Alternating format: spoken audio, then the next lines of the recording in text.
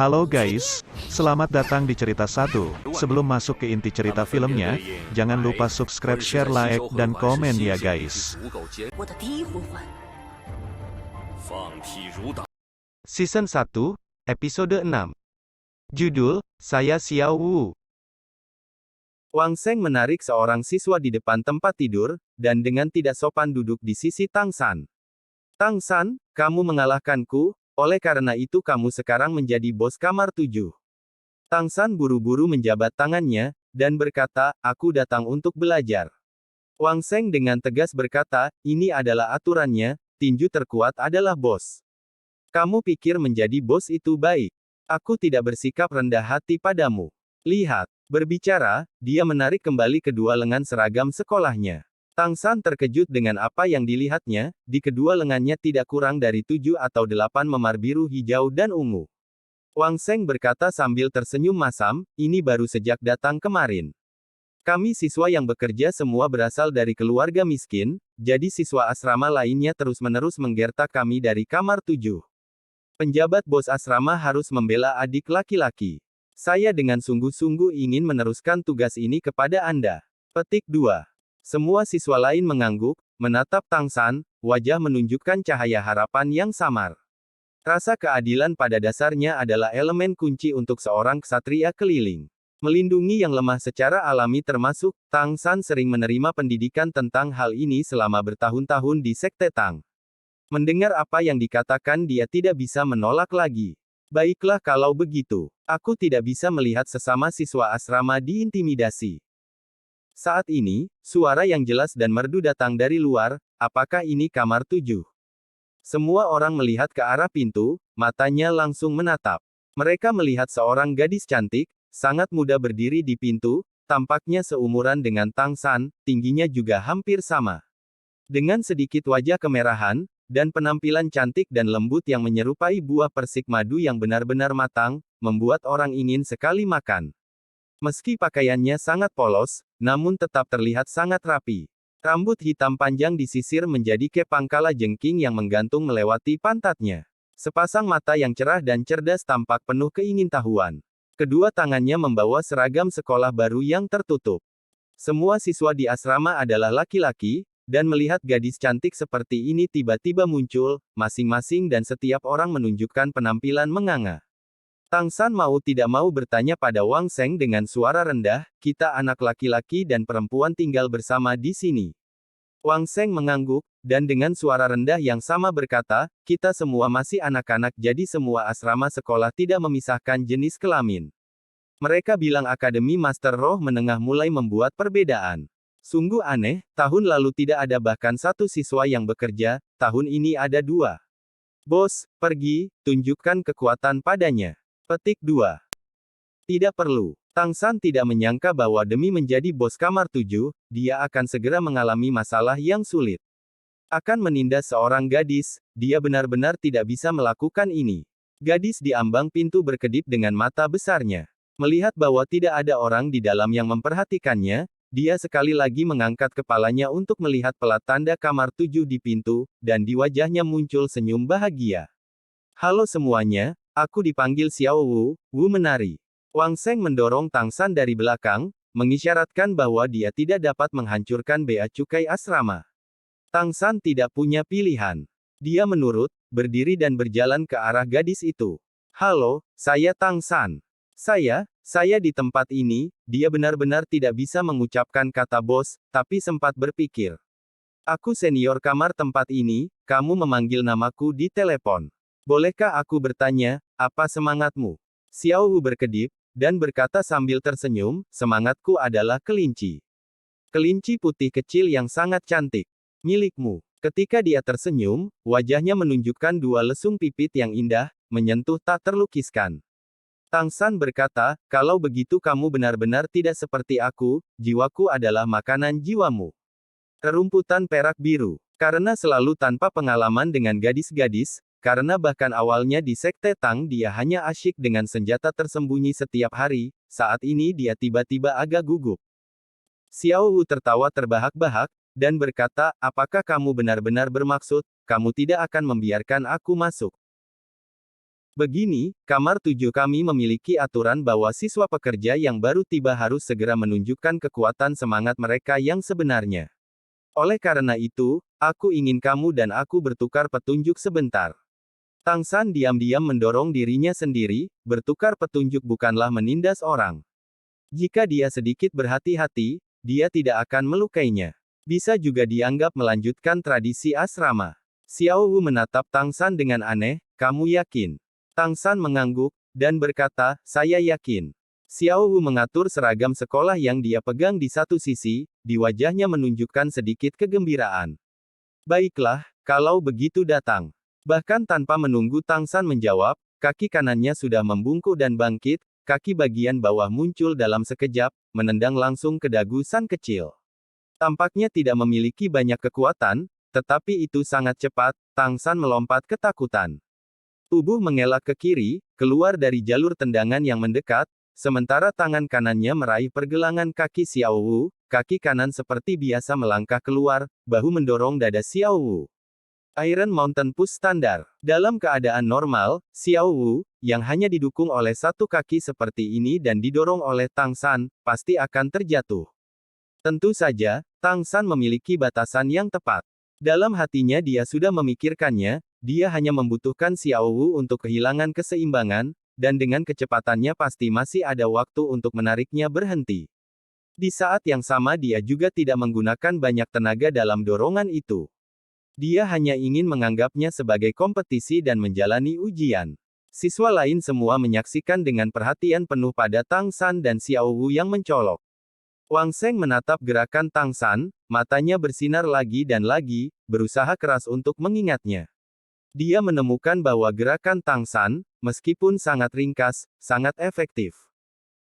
Tapi, masalah pasti tidak berkembang seperti yang diperkirakan Tang San. Tangan kanan Tang San baru saja memegang pergelangan kaki Xiao Wu, ketika dia tiba-tiba merasakannya terlepas dari tangannya, tiba-tiba kehilangan kendali atas hasil tertentu. Segera setelah itu, Xiao Wu memanfaatkan kaki bebasnya dan menendang secara horizontal, bersentuhan dengan bahunya. Menghadapi serangan bahu kanan Tang San, dia dengan ringan memblokir dengan kedua tangan.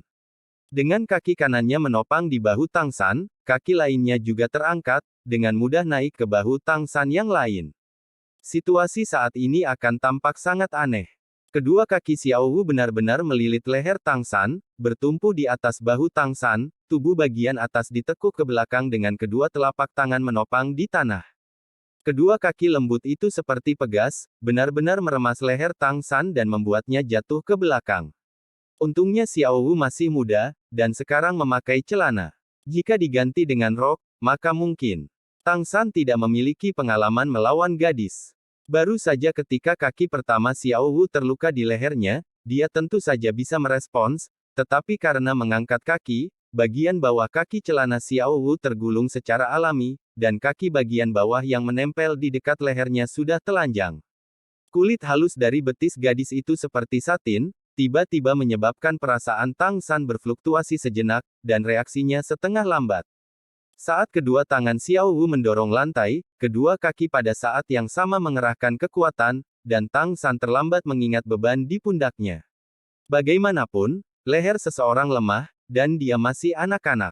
Bahkan menahan ketegangan untuk waktu yang singkat dengan keterampilan, lehernya sangat mudah terluka. Dia hanya bisa membiarkan Xiao Wu menjatuhkan tubuhnya. Tang San menemukan bahwa teknik Xiao Wu pada kedua kakinya menggunakan kekuatan dengan tangan mendorong tanah, memberikan kendali bebas pada seluruh kekuatan efektifnya. Tanpa diduga, itu agak mirip dengan metode palu kekuatan memancarkan tungkai bawah yang diajarkan ayahnya. Jatuh tertelungkup di tanah, karena kekuatan fisik Xiao Wu pasti tidak bagus dan Tang San juga memiliki keterampilan misterius surga untuk melindungi tubuhnya, dia secara alami tidak dapat terluka. Menebang Tang San, Xiao Wu sudah dengan gesit berdiri di tanah. Berbalik dan tersenyum tipis, dia menatapnya. Tang San sedang berdiri. Sama seperti Wang Sheng, baginya kekalahan adalah kekalahan, ceroboh bukanlah alasan. Dia tahu bahwa ketika Xiao Wu meraih dan melemparkannya, dia sudah bersikap lunak. Jika tidak, mengikat kedua kakinya di sekitar lehernya tidak akan membuatnya hanya terjatuh. Itu masih pertama kalinya Tang San menemukan teknik semacam ini. Menurutnya, seni bela diri di dunia aslinya sepertinya tidak memiliki kemiripan. Namun, teknik semacam ini juga sangat berbahaya, jika pada saat itu tanggapannya sedikit lebih cepat, maka dalam jarak dekat itu, menyerang tubuh Xiao Wu tidak tampak sulit sama sekali. Aku kalah. Bisakah kamu memberitahuku, skill apa yang kamu gunakan barusan? Wajah Tang San sedikit merah. Dalam renungan hatinya, waktunya sebagai bos kamar 7 mungkin yang paling singkat. Xiao Wu berkata dengan senyum menawan, saya menyebutnya soft skill. Memanfaatkan keluasan dan kelenturan tubuh dengan ahli. Sekarang, para siswa asrama telah menonton dengan ekspresi menganga, terutama Wang Seng. Tang San yang mengalahkannya sudah memberinya perasaan yang agak fantastis, dan sekarang Tang San telah ditundukkan dalam satu pukulan oleh gadis kecil yang cantik ini. Matanya sudah lebar sejak dulu. Dalam hatinya, dia berpikir, mengapa siswa pekerja baru tahun ini begitu galak? Tang San yang semula tidak tahu tentang posisinya sebagai bos asrama, berkata, sesuai dengan aturan asrama, kamu mengalahkanku, jadi selanjutnya kamu adalah senior kamar asrama ini, dan juga bos dari kelompok orang ini. Di mata Xiao Wu terlihat jejak kejutan yang menyenangkan, tidak banyak kejutan, dan kegembiraan yang berkembang. Bos, kelihatannya sangat menarik. Bagus. Kemudian dari sini aku bosmu. Menjadi siswa yang bekerja sepertinya hal yang sangat bagus. Xiao Wu memilih tempat tidur di sebelah Tang San, mengambil paket dan seragam sekolahnya dari belakang dan meletakkannya di sana. Lalu, siapa di antara kalian yang akan memberiku pengenalan tentang keadaan akademi kita? Xiao Wu memandang semua orang yang tidak mengucapkan sepatah kata pun sebagai balasan. Saat ini para siswa ini secara bertahap mengatasi keterkejutan, ketika Xiao Wu baru saja melemparkan Tang San dengan sangat lincah, membuat mereka di dalam hati agak ketakutan. Masih Wang Seng yang berdiri. Kami siswa yang bekerja sebenarnya bertanggung jawab untuk membersihkan akademi, guru kami bertanggung jawab untuk mengatur pekerjaan tertentu. Akademi ini memiliki 6 kelas, setiap kelas memiliki kelas. Anda bos dan Tang San baru saja tiba, dan seharusnya menjadi siswa kelas 1. Sisanya minimal kelas 3, saya sudah tahun ini menjadi kelas 6. Di akademi setiap hari kami menghadiri kelas pada pagi hari, kemudian berkultivasi secara individu pada sore hari. Pagi hari umumnya ada 2 kelas, satu kelas adalah pengetahuan budaya, satu kelas adalah pengetahuan roh. Kami para siswa yang bekerja sebagian besar bekerja di sore hari, sehingga menghasilkan pendapatan untuk makan. Petik 2. Wang Seng memberikan pengantar sederhana kepada siswa lainnya. Di antara para siswa yang bekerja ini, roh bawaan lahir terbaik adalah Wang Seng, tidak hanya itu roh binatang, dalam efektivitas pertempuran itu masih raja binatang terkuat. Kekuatan rohnya sudah berada di peringkat ke-9, ketika dia kembali naik peringkat, dia dapat bergabung dengan kelompok untuk berburu dan membunuh binatang buas saat kelulusan, dengan demikian mendapatkan cincin roh untuk mempromosikan gelarnya. Mendengarkan sampai Wang Seng selesai berbicara, Xiao Wu melirik Tang San, dan berkata, Tang San, apa peringkat kekuatan rohmu? Baru saja aku merasakan kekuatanmu sangat kuat. Tang San tidak menyembunyikannya, lagi pula di permukaan rohnya adalah rumput perak biru yang tidak berguna, aku memiliki kekuatan roh penuh bawaan. Oleh karena itu kekuatanku relatif kuat. Kekuatan roh penuh bawaan. Para siswa langsung berteriak. Hati Wang Seng akhirnya mencapai keseimbangan. Karena kekuatan roh Tang San lebih kuat darinya, mengalahkannya juga sebagaimana mestinya. Karena semua orang tidak memiliki prasyarat untuk cincin roh, kekuatan roh memiliki efek yang menentukan. Pantas saja kekuatannya bisa lebih besar darinya. Hati Wang Seng adalah keyakinan murni, dan dalam hatinya berpikir bahwa karena jiwanya adalah harimau perang, setelah dia dan Tang San sama-sama mendapatkan cincin roh dan memasuki gelar Master Roh, rumput perak birunya pasti tidak akan sama dengan macan perangnya. Xiao Wu berkedip, menggumamkan beberapa kalimat. Kali ini, seorang guru berusia 30 tahun masuk dari luar, murid baru sudah tiba. Berdiri sebentar, Tang San dan Xiao Wu secara bersamaan bangkit dari tempat tidur mereka.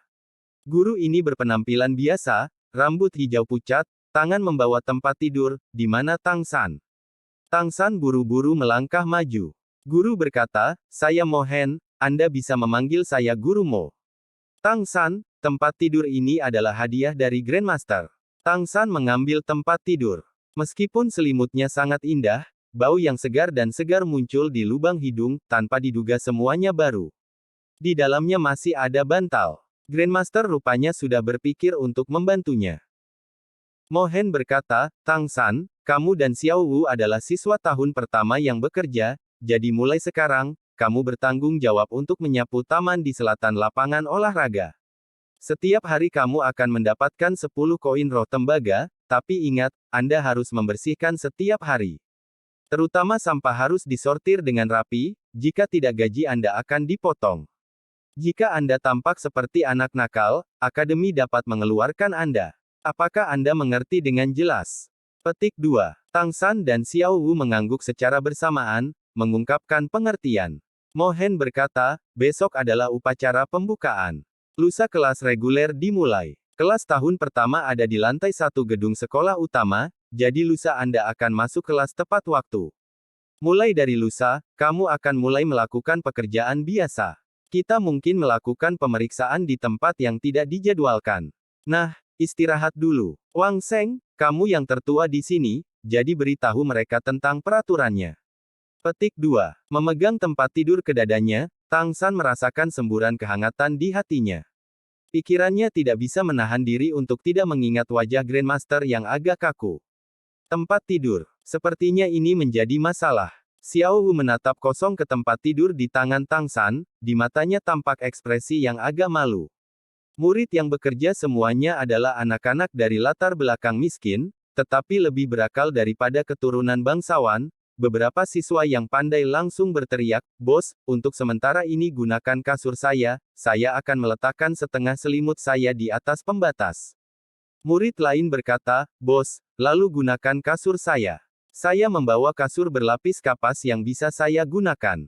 Xiao Wu memandangi tempat tidur para siswa yang bekerja ini, meskipun tidak dapat ditentukan sejauh mana mereka kotor, sebagian besar rusak, compang camping dan usang. Sambil mengerutkan kening dia berkata, sebaiknya kau tidak memanggilku bos, karena tampaknya kau memanggilku tua. Wang Seng berkata, begitulah cara kami mengatakannya, itulah aturannya. Xiao Wu berkata, karena aku bos, kata-kataku harus diperlakukan sebagai aturan. Kalau begitu tidak apa-apa seperti ini, selanjutnya panggil aku Xiao Wu Jie. Berbicara ke satu sisi, tatapannya akhirnya jatuh ke tempat tidur di pelukan Tang San. Tang San, bisakah kita membicarakan sesuatu sebentar? Tang San linglung sejenak, dalam hatinya dia mengerti bahwa Xiao Wu mungkin sedang mengincar tempat tidur di tangannya. Dia tidak pernah menjadi orang yang pelit, tetapi tempat tidur ini adalah hadiah dari Grandmaster untuknya, dalam hatinya dia agak enggan untuk berpisah dengannya. Tapi Xiao Wu adalah seorang gadis. Berbicara tentang apa? Xiao Wu berkata, aku melihat tempat tidurmu cukup besar, 2 orang tidak memakan banyak tempat. Cara ini bagus. Jika kita menyatukan tempat tidur kita, tidak bisakah kita berdua menggunakannya? Ah, gunakan bersama. Tang San memandang Xiao Wu. Secara mental dia bukan anak berusia 6 tahun. Meskipun saat ini dia dan Xiao Wu sama-sama masih sangat kecil, tetapi untuk tidur bersama. Pria dan wanita tidur bersama tanpa hubungan darah, itu tidak baik. Xiao Wu mendengus, berkata, apa yang tidak baik? Aku tidak peduli, apakah kamu takut? Apakah kamu takut aku akan menidurimu? Semua orang bilang perempuan lebih dewasa sebelum waktunya dibandingkan laki-laki, tapi gadis di depan matanya ini baru berusia 6 tahun. Kata-kata tercekik Tang San tidak keluar. Murid-murid lain menyaksikan mereka, dengan iri, memiliki pertunjukan yang bagus. Setiap orang memiliki senyum nakal di wajah mereka, tetapi tidak ada yang berbicara. Cepat, tarik kasurnya. Apa kamu tidak punya kekuatan yang luar biasa? Xiao Wu mendesak dengan agak tidak sabar. Tang San tanpa sadar mendorong tempat tidurnya ke samping tempat tidur Xiao Wu. Xiao Wu mengambil tempat tidur dari tangannya, mula-mula membentangkan kasur di tempat tidur. Tempat tidur ini untuk orang dewasa, dan memang sangat besar. Meskipun tidak dapat sepenuhnya tersebar di 2 tempat tidur, itu masih bisa menutupi lebih dari 70%. Xiao Wu membentangkan bungkusan kainnya di jahitan tempat kedua tempat tidur itu disatukan. Kamu juga taruh buntel kainmu di sini. Nanti, ini batasnya. Kalau kamu melewati batas itu, nggak aneh kalau saya belak-belakan, oh.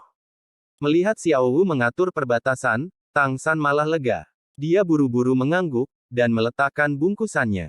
Xiao Wu menutupi tempat tidur dengan selimut, kedua tempat tidur hanya mengambil satu bentuk. Tentu saja, ada garis demarkasi. Wang Sheng berkata, kita harus makan siang. Xiao Wu Jie, Tang San, ayo pergi. Mendengar tentang makanan, Xiao Wu segera melompat, dan dengan bersemangat berkata, hebat. Apa yang enak untuk dimakan? Wang Sheng dan siswa pekerja lainnya saling memandang dengan cemas, dan berkata dengan senyum yang dipaksakan, makanan enak apa yang bisa kita makan sebagai siswa yang bekerja? Di ruang makan, Anda bisa membeli makanan murah apapun yang berkumpul di sana. Petik 2. Tang San menggelengkan kepalanya, berkata, kamu pergi, aku tidak akan pergi.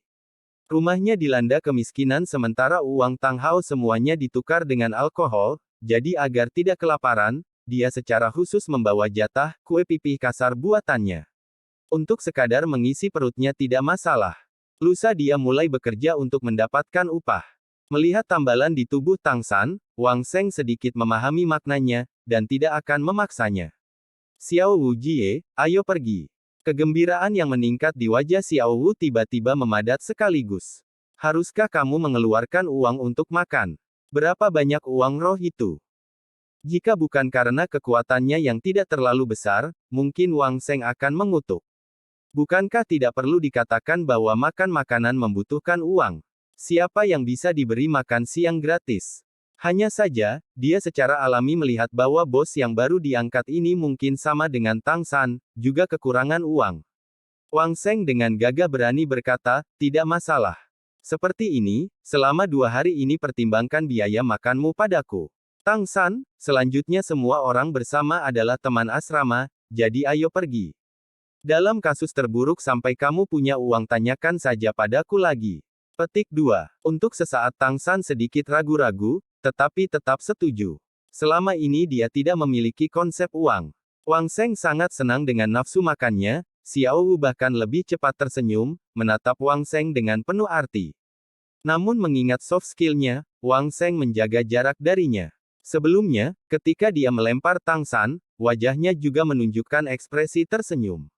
Siapa yang tahu kapan dia akan bersemangat, dan dengan mudah mendatanginya tiba-tiba.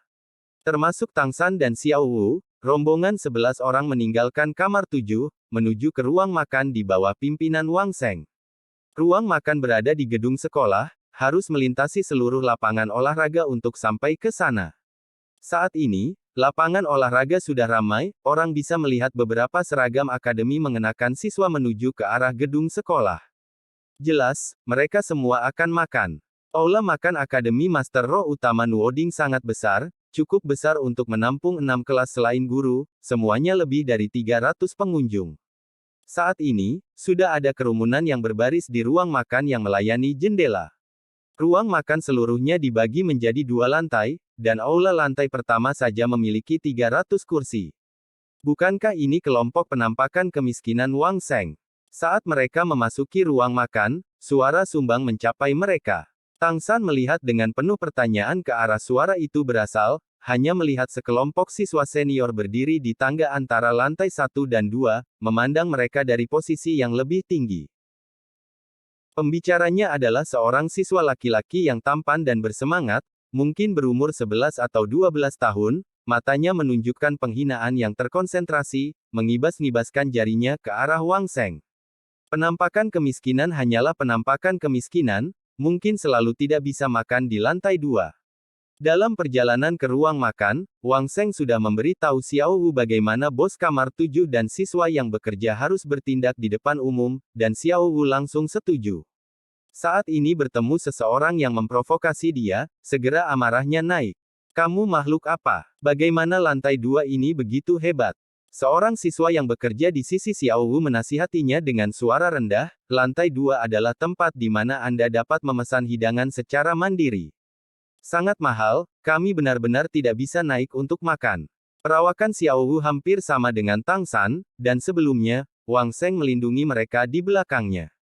Ketika dia sekarang berjalan pergi, siswa di tangga itu secara alami melihat penampilannya, dan mata siswa yang berbicara itu segera menjadi cerah. Loli kecil yang cantik, sayang sekali dia murid yang bekerja. Wang Seng, aku ayahmu akan pergi makan sekarang, jadi aku akan melepaskanmu kali ini. Berbicara, dia diikuti oleh kerumunan orang yang menaiki tangga ke lantai 2. Xiao Wu mengangkat kakinya, hendak mengejar mereka, tetapi ditangkap dan ditahan oleh Tang San. Lupakan saja, kita datang untuk makan. Xiao Wu memandang Tang San dengan sedikit cemoohan.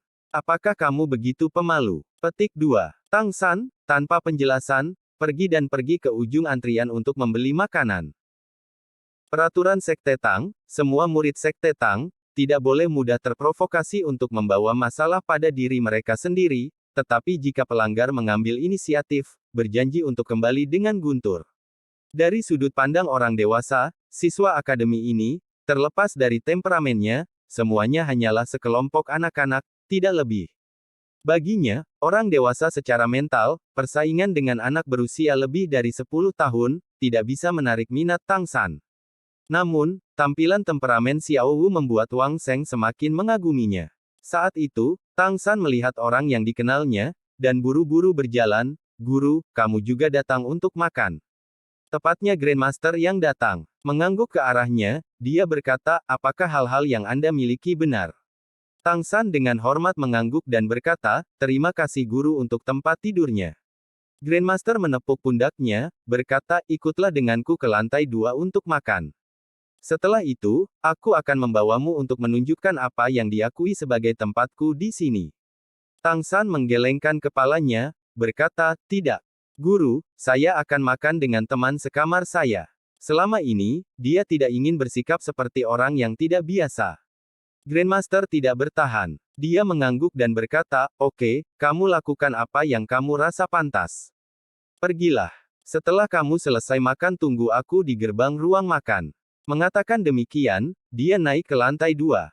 Meskipun dia tidak tahu mengapa, Tang San merasa bahwa Grandmaster dan ayahnya agak mirip. Meskipun ayahnya berbicara sangat sedikit, dan Grandmaster berbicara lebih banyak, watak mereka memberikan semacam perasaan tertentu. Khususnya Grandmaster mengungkapkan aspek ini dengan lebih jelas. Bahkan ketika dia tersenyum, dia masih memiliki perasaan yang serius. Wang Seng muncul di samping Tang San. "Anda kenal Grandmaster?"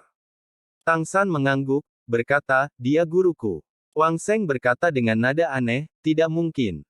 Anda mengenali Grandmaster sebagai Master. Kekuatan sebenarnya tidak terlalu banyak. Di akademi kami, Grandmaster hanyalah tipe pejabat resmi yang berkunjung. Mereka bilang itu karena koneksi yang baik dengan ketua bahwa dia bisa tinggal di akademi. Mengatakan tidak begitu baik, hanya seorang freeloader. Kudengar, Grandmaster akan segera berusia 50 tahun tetapi masih belum menembus batas roh Grandmaster, dan rohnya hanya memiliki 29 peringkat. Mungkin sepanjang hidupnya dia masih belum bisa menerobos." Petik 2. Tang San mengangkat kepalanya, menatap Wang Seng dengan serius. "Jika Anda tidak ingin bertukar petunjuk dengan saya sekali lagi, saya mohon agar Anda tidak membuat penilaian yang sombong terhadap guru saya. Ini adalah pertama kalinya, saya berharap ini juga yang terakhir kali. Terima kasih atas kebaikan Anda, tetapi saya pikir Anda masih tidak perlu memperlakukan saya." Petik 2. Selesai berbicara, dia berbalik dan pergi keluar ruang makan. Wang Seng tidak menyangka bahwa reaksi Tang San bisa sebesar ini, dia berdiri di sana sejenak linglung. Di satu sisi Xiao Wu dan siswa lainnya juga tidak mengerti mengapa dia seperti ini. Guru sehari adalah ayah seumur hidup.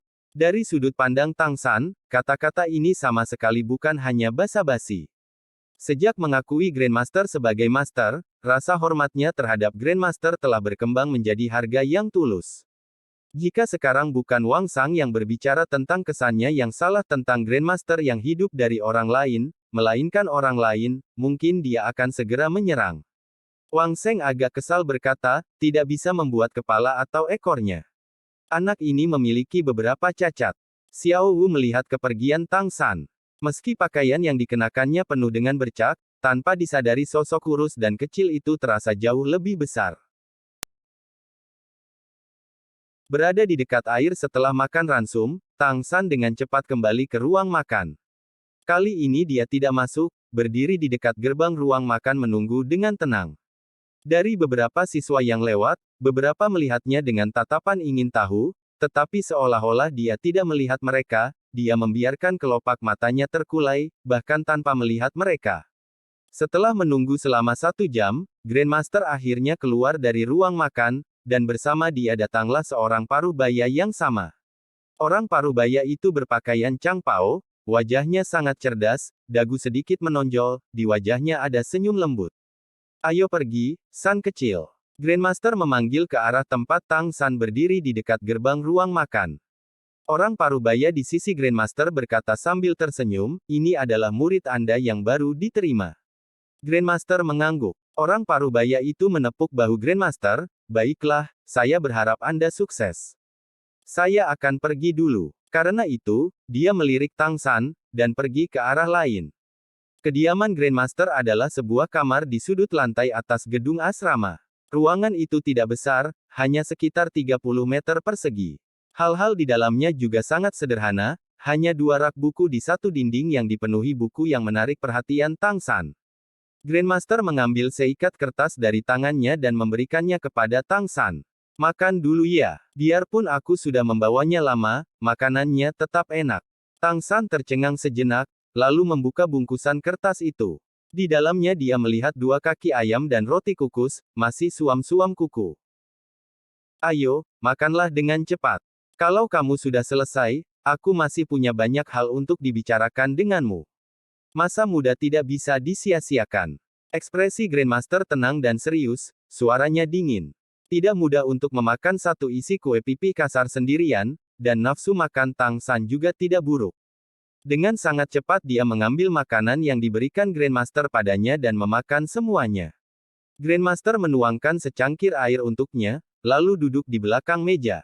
Tahun ini kamu berusia 6 tahun, dengan kekuatan roh penuh bawaan, dan roh kembar. Lepaskan rohmu yang lain, dan biarkan aku melihatnya. Tang San mengangguk. Grandmaster sudah tahu dia memiliki roh kembar, jadi dia tidak punya alasan untuk menyembunyikannya. Mengangkat tangan kirinya, cahaya hitam melonjak keluar, sekali lagi menyatu menjadi palu yang tidak besar itu.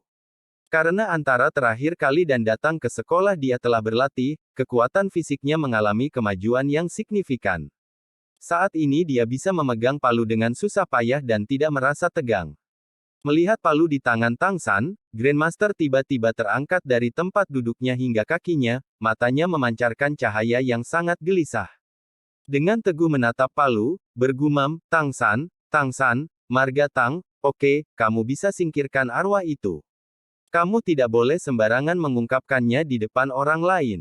Tanpa seizinku, selanjutnya kamu pasti tidak boleh memberikan itu roh cincin roh tambahan. Bagian ini harus Anda ingat dengan baik.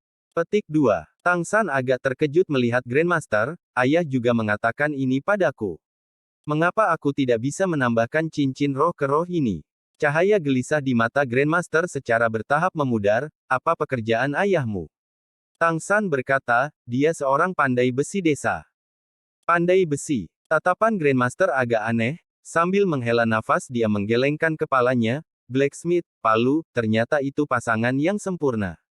Sekarang belum waktunya untuk memberitahumu, kamu hanya perlu mengingat, saat ini kamu tidak boleh menggunakan roh ini dan menambahkan cincin roh, hanya demi rencana masa depanmu.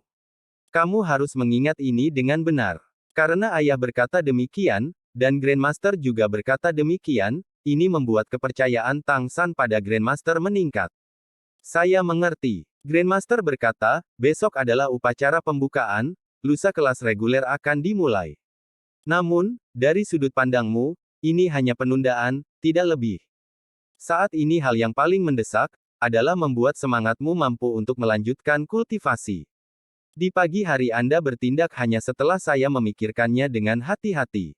Besok pagi Anda akan mengikuti saya dari akademi dan saya akan membawa Anda untuk mencari cincin roh yang cocok, untuk membiarkan Anda maju menjadi roh gelar master.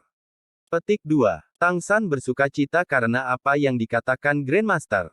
Hanya setelah mendapatkan cincin roh, dia dapat memastikan apakah itu karena tidak memiliki cincin roh sehingga keterampilan surga misteriusnya tertahan. Metode Grandmaster adalah yang dia inginkan, dan dengan cepat dia setuju dengan senang hati. Grandmaster melanjutkan berbicara, untuk pihak akademi, saya dapat membantu Anda menjelaskan, Anda tidak perlu khawatir. Dalam perjalanan kembali, saya dapat menginstruksikan Anda dalam pengetahuan roh. Tang San, apa pandangan Anda tentang roh rumput perak biru Anda? Tang San berkata, semua orang mengatakan itu adalah roh yang tidak berguna, bagaimanapun, saya merasa bahwa segala sesuatu memiliki tujuan. Bahkan rumput perak biru yang paling biasa juga harus seperti itu. Grandmaster, senang, mengangguk dan berkata, tidak buruk. Setiap roh memiliki karakteristiknya sendiri. Dalam penelitian saya, roh yang lebih rendah merupakan bagian yang sangat besar. Saya selalu menyatakan bahwa tidak ada roh sampah, hanya orang sampah. Besok saya akan membawa Anda untuk mencari cincin roh, jadi sekarang Anda harus memutuskan arah pertumbuhan roh Anda sendiri. Petik 2. Tang San agak tercengang. Arah pertumbuhan roh. Guru, apa artinya ini? Grandmaster berkata, untuk ini kita harus berbicara tentang klasifikasi roh itu sendiri. Untuk membedakannya secara luas, roh hanya memiliki dua kategori besar, roh binatang dan roh alat. Roh jenis tumbuhan juga termasuk dalam roh alat, jadi kedua roh Anda dihitung sebagai alat roh. Perbedaan terbesar antara roh alat dan roh binatang ada dalam manifestasinya. Petik 2. Saat roh binatang digunakan, kekuatan binatang itu ditambahkan ke kekuatanmu, dan juga akan menambah efeknya pada tubuh. Mengandalkan tubuh manusia dengan integrasi roh binatang untuk meningkatkan kekuatannya, mencapai kesatuan roh manusia untuk meluncurkan serangan adalah tujuannya. Tapi roh alat sama sekali berbeda, roh alat memiliki efek yang dapat digunakan terlepas dari tubuh. Akibatnya, sifat membantu roh alat lebih besar dari roh binatang. Menaikkan contoh sederhana, jika roh Anda adalah makanan kami yang paling umum nasi pedang tertua, seperti itu, rohmu bisa diperlakukan sebagai makanan. Lebih jauh lagi karena itu diberikan bentuk oleh kekuatan roh, efeknya bisa jauh lebih baik jika dibandingkan dengan nasi biasa. Petik 2. Tang San berkata dengan heran, bisakah roh juga dimakan? Grandmaster memberikan anggukan konfirmasi dan berkata, spirit kategori makanan semuanya bisa dimakan. Oleh karena itu, Spirit Master sistem makanan peringkat tinggi berbakat selalu diinginkan oleh tentara. Seorang Spirit Master sistem makanan di atas peringkat 30 dapat menyediakan cukup makanan untuk memberi makan seorang 100 tentara, sangat mengurangi penipisan sumber daya oleh tentara. Petik 2. Tang San dengan bosan berkata, saya masih tidak mengerti. Grandmaster dengan sabar berkata, prinsipnya sebenarnya sangat sederhana. Makanan, untuk semua organisme hidup, semuanya diperlakukan sebagai energi yang mengisi kembali. Dan kekuatan roh juga merupakan sejenis energi. Sama seperti kekuatan roh yang dapat berubah untuk dapat diserap oleh manusia, sebagai energi, seperti itu, dari sudut pandang kami tentu tidak berbeda dengan makanan asli. Sama seperti energi yang dibutuhkan tubuh manusia. Petik 2. Tang San mendengarkan dan hanya sedikit mengerti, tetapi dia mengerti ide umumnya. Jadi bisa dikatakan, roh perkakas sebagian besar digunakan untuk memberi bantuan, benar. Grandmaster berkata, tidak ada yang pasti, beberapa roh alat bisa menjadi roh pertempuran. Misalnya, jika roh alat Anda adalah pedang, itu bisa dianggap sebagai senjata. Seperti itu, Anda juga bisa menjadi ahli roh pertempuran, seperti apa adanya dibicarakan di dunia luar sebagai senjata sihir, sebenarnya hanyalah ahli roh pertempuran alat dengan semangat mereka yang dibudidayakan ke puncak. Meskipun master roh alat dan master roh pertempuran berbeda, ada beberapa koneksi di antara mereka. Setiap guru roh memiliki pertumbuhan arah, sistem makanan, sistem deteksi, sistem pertempuran, sistem penyembuhan, sistem pengendali dan lain sebagainya. Saat ini, sebelum mendapatkan cincin roh, pertama-tama Anda harus segera memutuskan arah pertumbuhan roh Anda di masa depan. Budidaya roh seorang guru roh, harus memiliki arah untuk berkembang. Petik 2. Selesai. Jangan lupa subscribe, share, dan komen. Terima kasih.